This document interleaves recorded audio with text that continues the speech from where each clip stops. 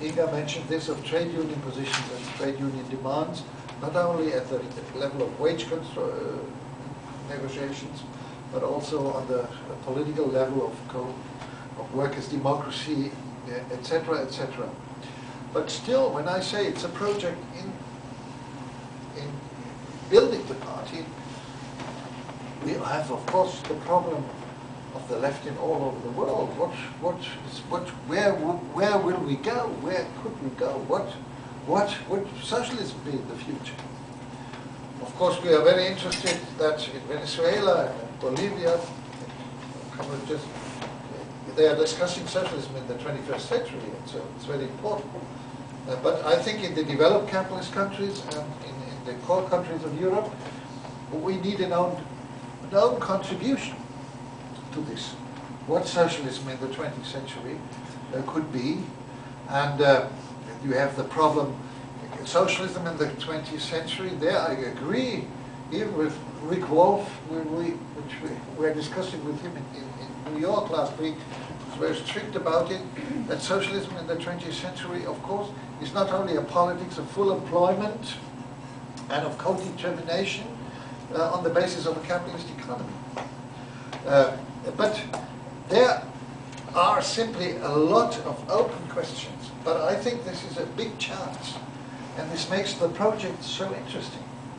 One of the leading politicians and a member of parliament told me at the beginning of the year, we went by a reception for the beginning of the year, and he was so fascinated by Oscar Lafontaine. And I'm quite skeptical about Lafontaine. He was so long a social democrat by his heart. I don't know if he really is a socialist, but I do respect. I think he performs so far quite impressively well. But he's a great populist, sometimes dangerous in what takes him away when being a great populist. He's a kind of, has some Napoleonic aspects in his personality. Many politicians have this, and so on. But this man was fascinated, says Oscar Lafontaine, so really great, and he amazes me, etc. But then he said one sentence, which I did like it when I just heard it, but when I thought it, I was more and more convinced this is not so bad. He said, what we can do at the moment, in these times and in this process, is having a good left-wing social democratic party, but the future of this party depends on the role the Marxists play in this party. So I think this was a formula with which we could live. And I would, for your information, just mention one thing which might be interesting. In the PDS, and now also in the new parties, different tendencies are officially accepted and organized. So in the left party, you have a communist platform, and you have a Marxist forum, and you have a socialist forum, or also organization of socialists, and you have a network of social democrats, which are the right wing group. So, but these groups are accepted.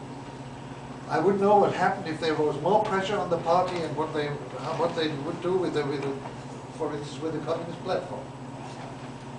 And this is the second point I would like to mention at the end. At the moment, and especially in Hessen, it was even to me amazing what amount of hatred and propaganda the right-wing politicians are mobilizing, going back to the language of Cold War and anti-communism against this new party. The president, or still president of Hessen, Roland Koch, is really a right-winger in the Conservative Party, continuously speaks of the new party as the communists.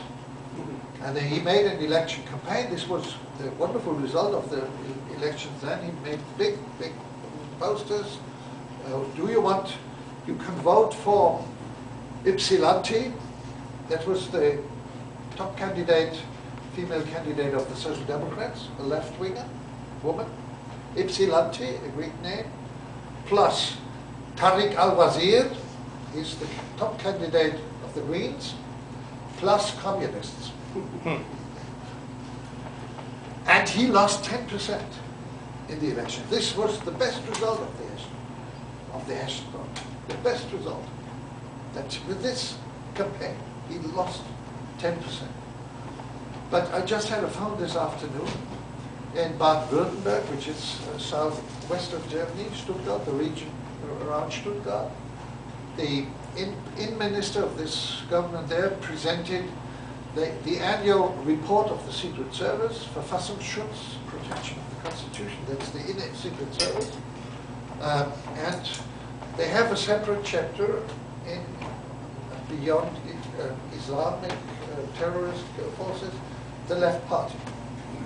And continuously they call the Left Party is consisted of communist cadres and well, enemies of the Constitution.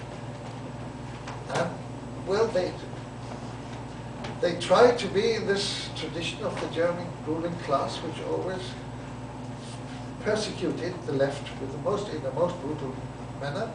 It seems at the moment that this kind of political language and this kind of political culture does not succeed anymore. Because otherwise we couldn't explain the electoral successes in the West. So in this point I share the rather optimistic perspective which was outlined by Ingar before, and I thank you for your attention.